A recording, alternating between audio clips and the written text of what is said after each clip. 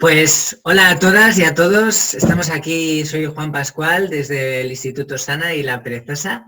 Estamos en el programa de yoga y de bienestar y salud para la Consejería de Igualdad y Mujer aquí en Cantabria.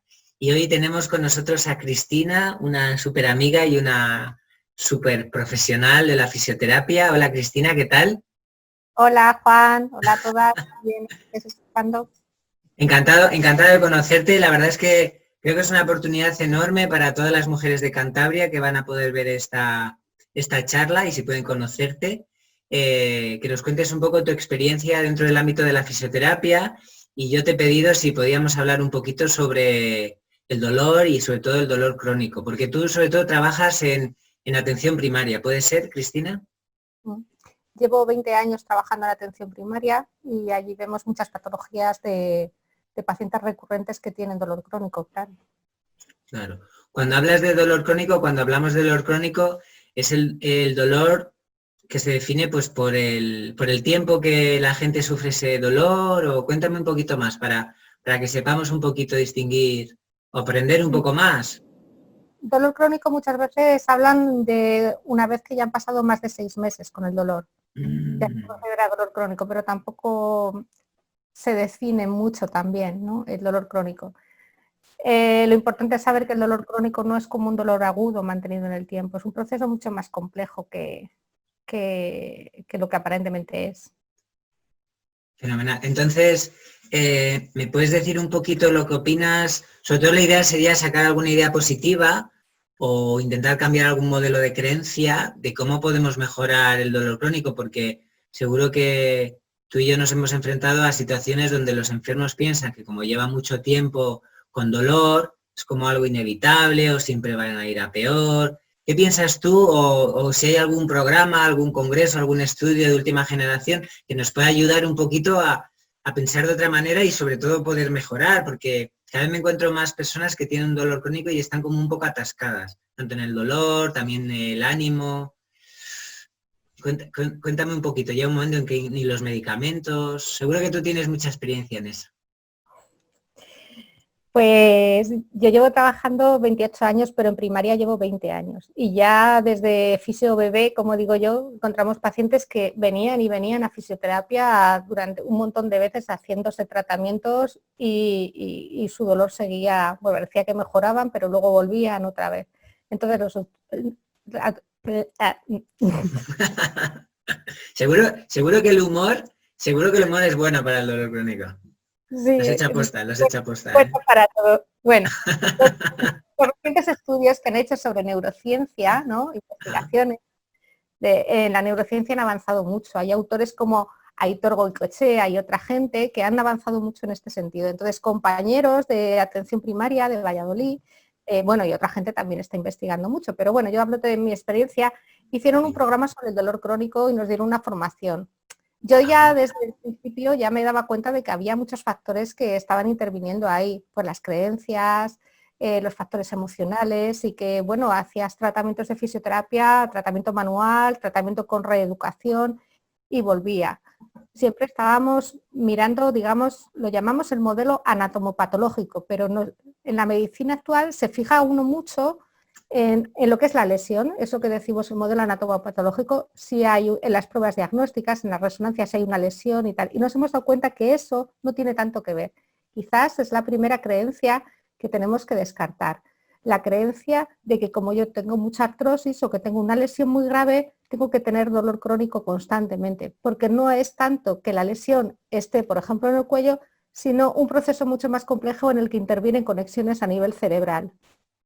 Ok, espera, antes de avanzar, que me parece tan importante y quizás esto es un hito, o sea que el dolor no va directamente relacionado con la lesión, sino tiene más que ver con el modelaje cerebral y cómo...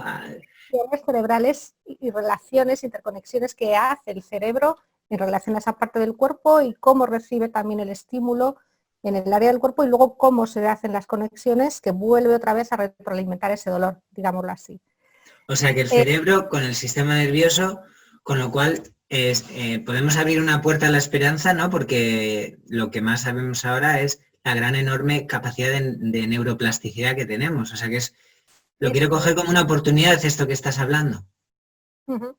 Sí, de hecho, uno de los trabajos para reeducar es trabajar con esa capacidad que tiene el cerebro de neuroplasticidad, que no solamente vemos que el cerebro sí que regenera también, que antes se creía que no, sino que además tiene una capacidad de establecer nuevas conexiones y nuevos circuitos de relación, aprendiendo nuevas habilidades y quitando esa programación, digamos, que había con el dolor crónico que se retroalimentaba a sí mismo. En el modelo anatomopatológico, lo que hablábamos de lo de las lesiones, se han visto muchos estudios en los que se ha hecho gente, se ha hecho resonancia magnética pues a gente sana y se ha visto que muchos tenían hernias discales y no tenían ninguna sintomatología. Y luego, este me gustó mucho, ¿no? Que lo hicieron en China con unas gafas de realidad virtual y se las pusieron ahí a los chinos que habían tenido una lumbalgia, una hernia discal y un dolor cuando ellos se agachaban. Entonces, con las gafas de realidad virtuales hacían coger un peso. Obviamente, cuando alguien se pone unas gafas de realidad virtual, sabe que se las ha puesto, pero claro, viene una pelota que le va a atacar y aunque él sabe que es mentira, pero el cerebro reacciona de forma automática apartándose. Bueno, pues aquí les hacían como si imitaran el gesto de coger un peso agachándose, pero realmente su columna estaba quieta. Entonces ellos empezaban a chillar de dolor, pero estaban sin mover la zona. Ese es uno de los estudios. Entonces, luego también en el modelo anatómico, que a veces siempre estamos pensando, no, es que eso lo tengo mal, tengo la columna deformada, tengo una escoliosis muy grande, me han operado 15 veces y a mí me dijeron que ya eso no iba bien. Hemos visto grandes lesiones en gente que ha tenido pues, problemas gordos, por ejemplo, a gente que tiene polio, también tiene deformada la columna y no tienen nunca dolor. O sea, he visto casos, siempre vienen pues a lo mejor por el hombro, por tal, pero no vienen nunca por la lesión de la pierna. El dolor es una opinión del cerebro. Perdona, Cristina, que te interrumpa.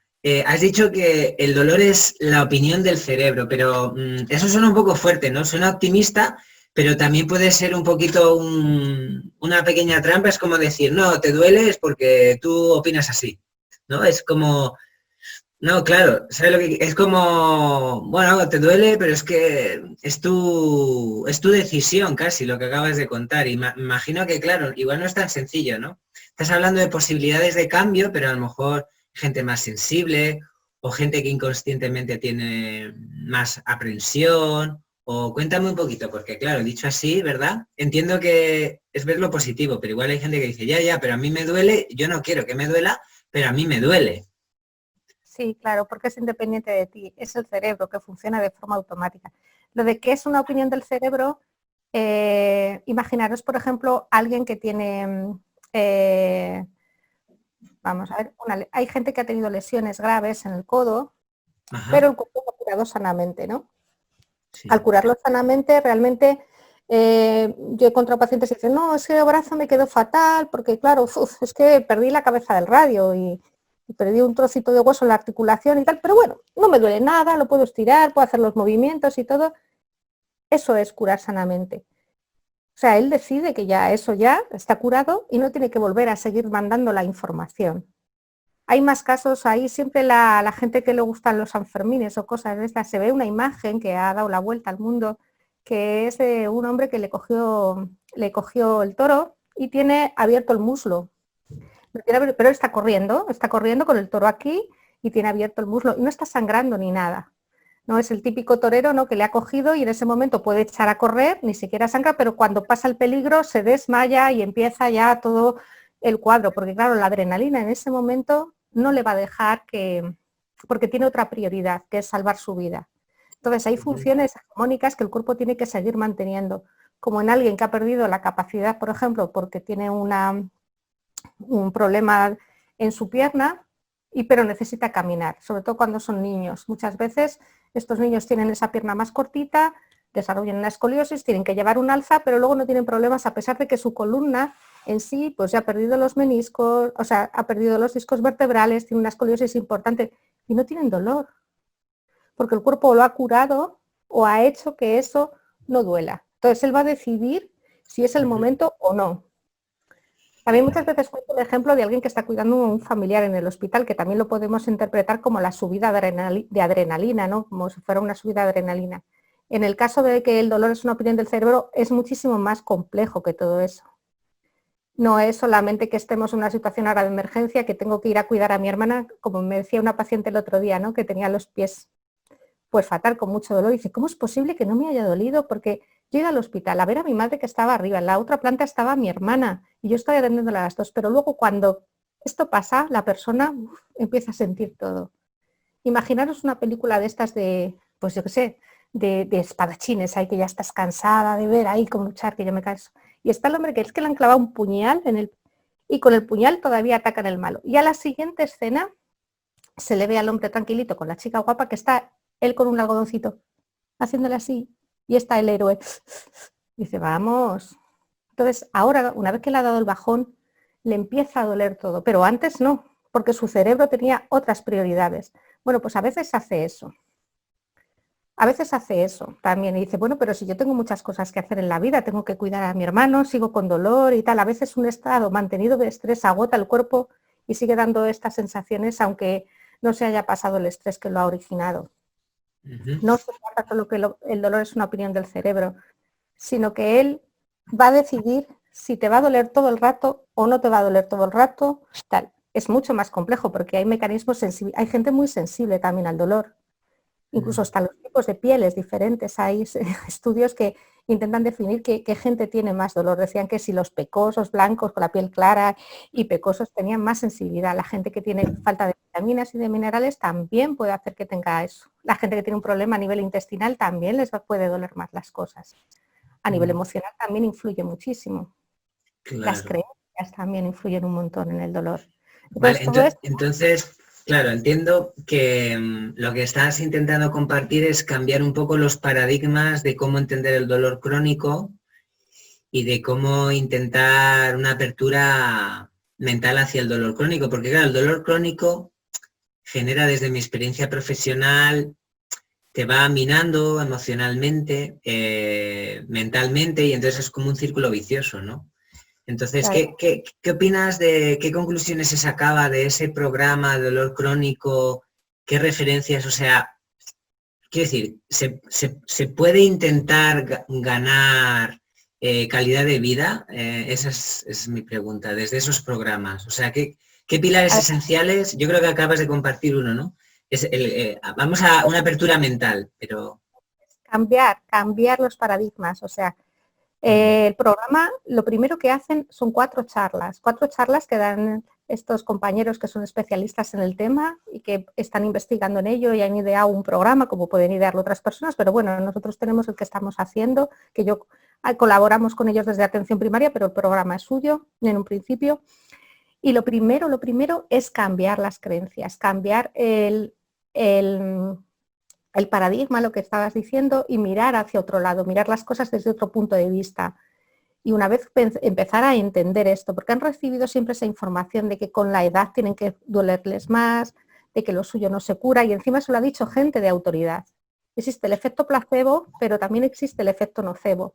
El claro, efecto nocebo... Y perdona pero ¿cuál es el paradigma? ¿El paradigma es que se pueden mejorar? Para que me quede claro, ¿o cuál es el paradigma? Primero, el dolor crónico no es un dolor agudo mantenido en el tiempo.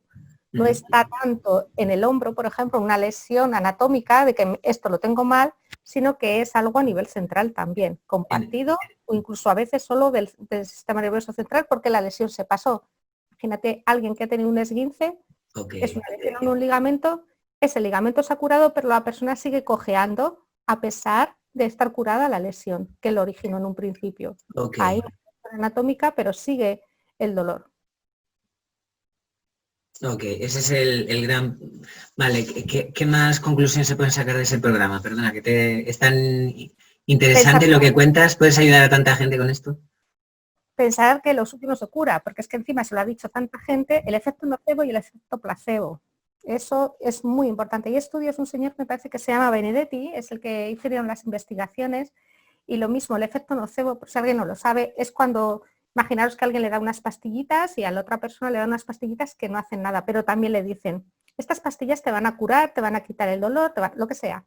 Pero también te puede dar dolor de cabeza, vómitos y tal. Las personas que han tomado el placebo, o sea que realmente no estaban tomando nada más que comprimidos de agua con azúcar, de azúcar, pues esas personas a veces desarrollan los secundarios, ¿no? O sea, que te van a decir que te va a ocurrir algo malo y la persona también lo desarrolla. Entonces, cuando dice lo tuyo no se cura, como sigas así te vas a ir una silla de ruedas, tú no puedes hacer esto, no te agaches así, tienes la médula estrangulada. O sea, el lenguaje es muy importante, a veces es iatrogénico.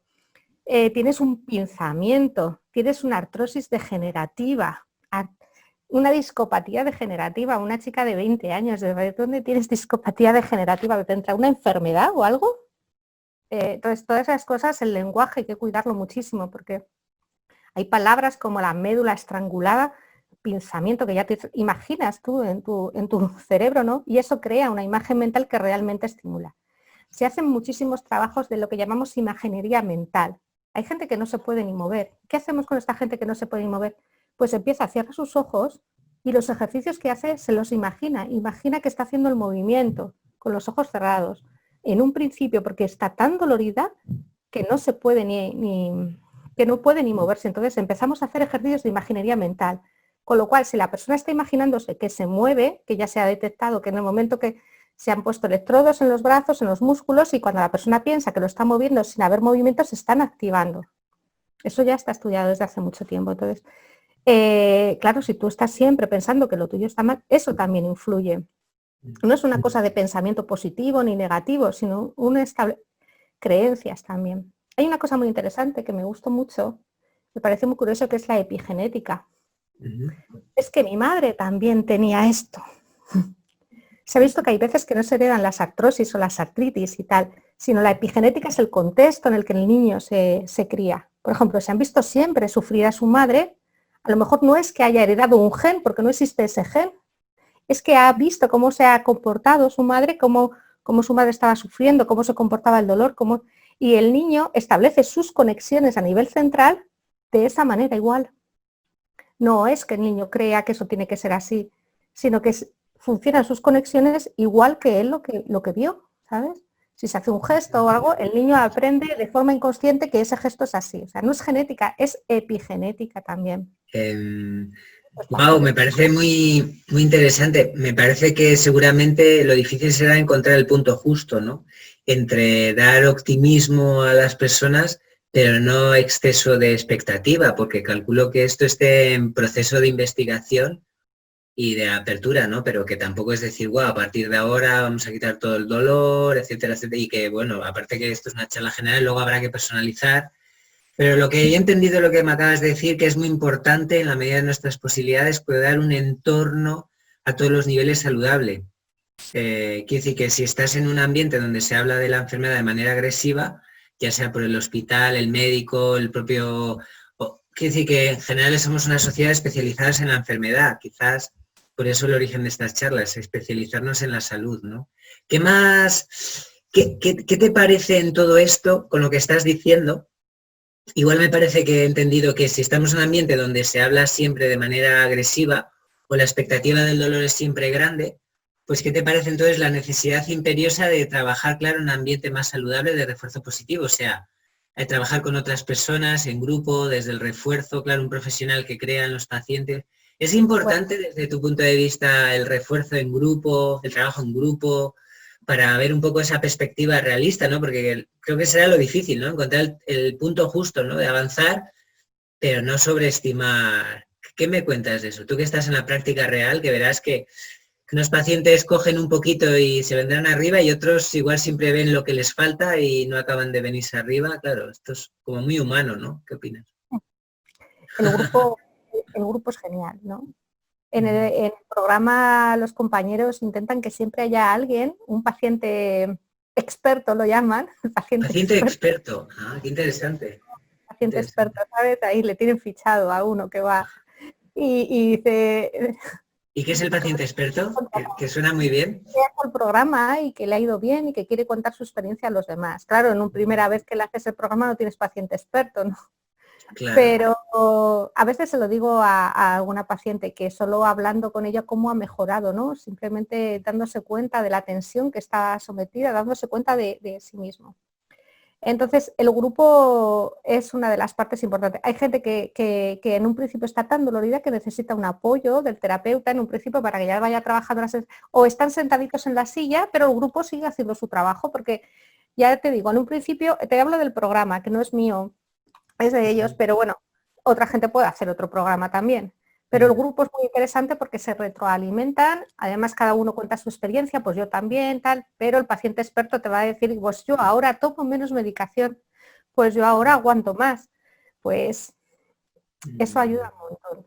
Y luego que se ven que lo que les pasa a todos. Y si de repente, como me ha pasado a mí, cuando hemos empezado con las prácticas y a empezar a hacer el entrenamiento y el reentrenamiento a todo esto, ¿no? Porque se tratan de ejercicios simples, con juegos, con trabajos de neuroplasticidad, tal como habilidad, para que vayáis haciendo ya alguna cosa. Mira, a ver si... Pero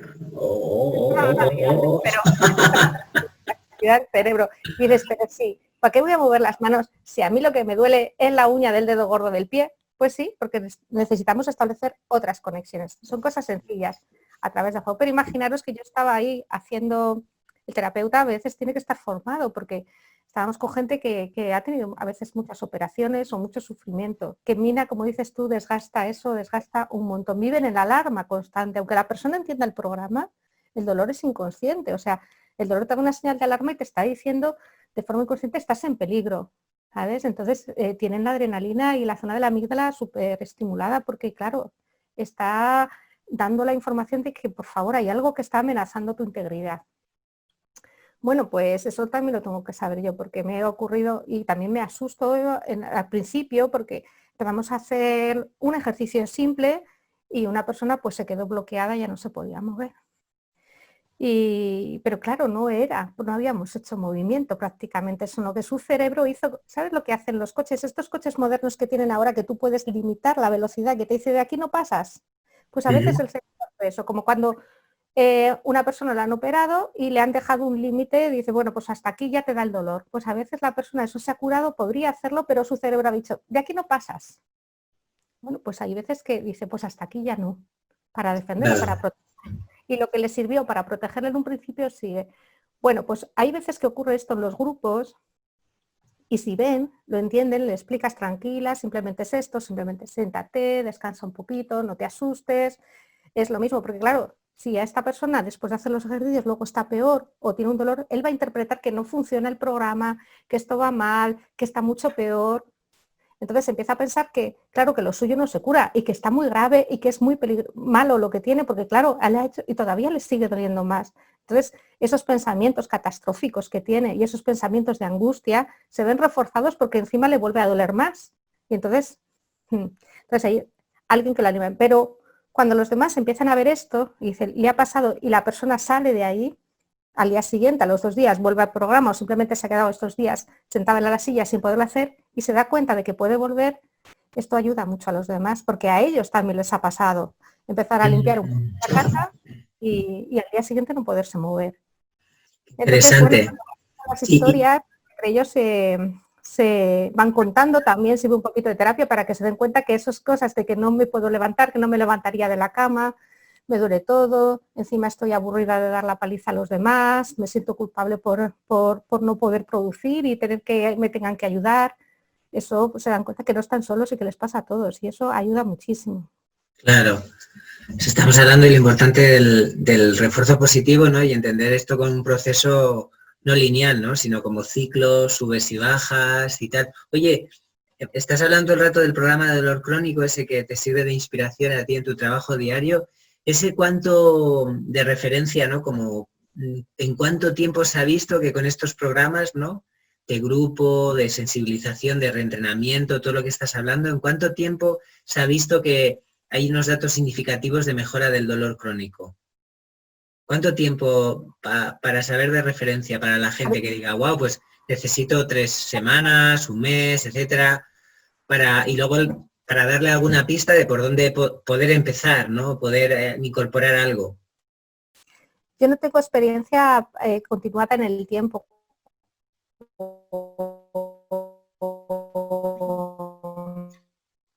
Tengo la experiencia individual también, pero la gente que lo ha hecho el año pasado, pues ya nada más terminar el programa ya se ven beneficios. Hay veces, pero es que cada persona es un mundo, hay veces que simplemente hablarlo y explicarlo y entenderlo ya ayuda un montón.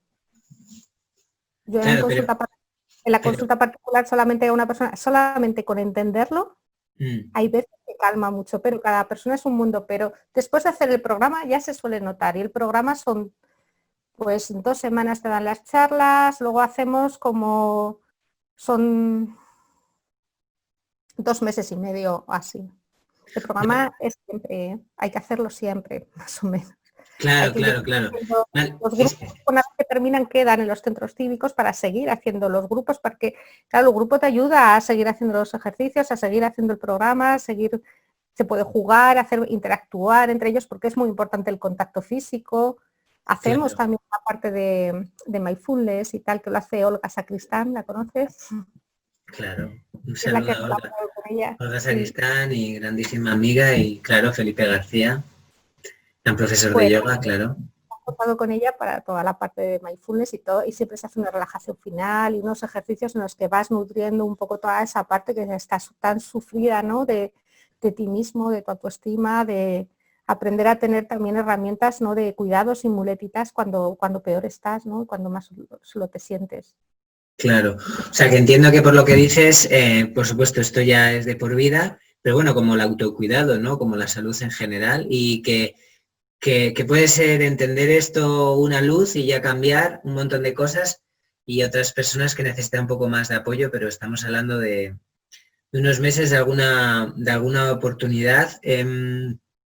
Para acabar, porque me parece tan interesante, has dicho cosas tan apasionantes, y sobre todo que pueda ayudar a tanta gente, ¿no? Que esté un poco cerrado en el círculo del dolor, la incapacidad, porque además el sistema sanitario a veces tiende a dolor, medicación, y una medicación a veces bastante agresiva, otros igual necesaria, claro, eso será difícil de contextualizar a nivel general, pero ¿qué pistas así podríamos, como resumen, para alguien que tenga dolor crónico, 2 o 3 ideas así, o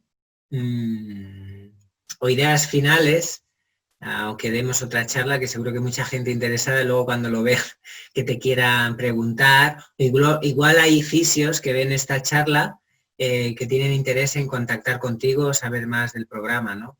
Pero eso, ¿qué ideas últimas, finales, para acabar la charla y poder continuar otro día? ¿Qué ideas finales así, como resumen, como toques? ¿Qué te parece? Ya sé, Bueno, te estoy pidiendo mucho. Particularidades, porque hay gente, por ejemplo, que puede tener dolores crónicos porque tiene un problema intestinal, porque tiene una intolerancia alimentaria, porque le falta alguna vitamina, porque por muchas historias, ¿no? Incluso hay gente que tiene dolor crónico por un dolor emocional constante, porque el dolor... Y por regla general, realmente no creer en el modelo anatomopatológico, no creer tanto que la lesión está aquí, sino que hay que entrenar, empezar a moverse. El problema es que a veces nos empezamos a mover, pero claro, tiene que ser a veces ayudado por un guía, un terapeuta que también te pueda orientar un poco, porque claro, no podemos empezar a hacer las cosas de 0 a 100, ¿no? Vale. Ir entrenando poco a poco, trabajar la sensibilidad y la propiocepción, y siempre hacer tareas estimulando el cerebro, trabajar la neuroplasticidad del cerebro, establecer nuevas conexiones, cosas, habilidades que no... ¿Puedes dar un ejemplo para los que no sepan? Tener una receta que no habíamos cocinado antes, por ejemplo, también va a trabajar ahí la propiocepción, habilidades con las manos como estos jueguecitos que hemos hecho, meñique, pulgar, pulgar, meñique, o este que hemos hecho de pista, ¿no? Que estábamos haciendo. Y bueno, fenomenal. Me parece, ¿te gustaría hacer otro día otra charla para completar esta para todas las mujeres de Cantabria? ¿Te animarías? Estoy encantada. Sí. Sí, bueno, yo sé que eres una apasionada, además una buenísima profesional, pero ¿sabes lo que ha pasado, Cristina? Que en los últimos momentos la conexión ha fallado y seguro que la gente se va a quedar con ganas porque no hemos oído bien las conclusiones finales, y como es un directo y quizás otro día vamos a hacer otra y empezamos con el final de esta y con las conclusiones y seguir avanzando con lo que has dicho, porque pues es que se corta. Mira, Juan, yo lo que le diría a la gente que no crean que lo suyo no se cura, simplemente eso, y que no tienen por qué estar abocados a sufrir constantemente, que se puede hacer un programa, pero que sí que creo que hay una esperanza, que hay una forma de trabajar con el dolor. Y que bueno, que no tiene ningún efecto secundario, así que... Nos vamos a quedar con eso.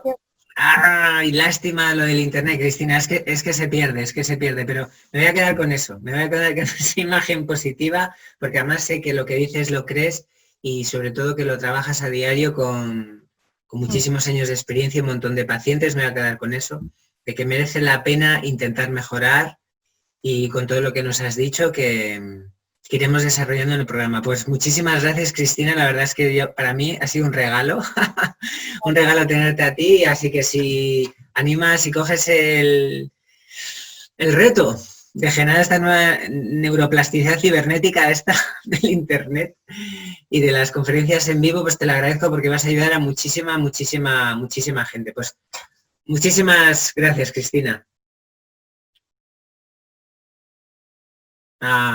Se nos corta. Bueno, pues nada, gracias. Tenemos que cortar la conexión. Nos despedimos y nos vemos. Mira, ahí, ahora sales otra vez. ¿Quieres decir un hasta adiós? Porque ahora sí se te ve. ¿Quieres decir adiós, Cristina? Adiós.